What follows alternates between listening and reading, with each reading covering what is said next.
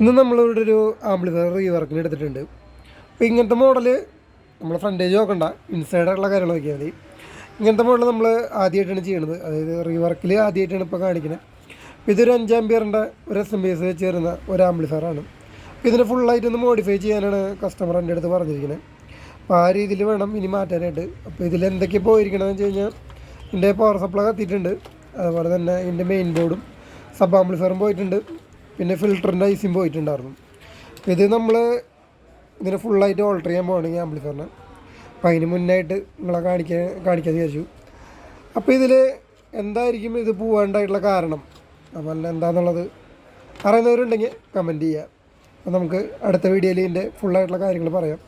പിന്നെ ആംപ്ലിഫയർ എന്ന് പറഞ്ഞു കഴിഞ്ഞാൽ ഇത്രയൊക്കെ ഉള്ളൂ കേട്ടോ, വളരെ സിമ്പിളായിട്ടുള്ളൊരു ആംപ്ലിഫയറാണ്.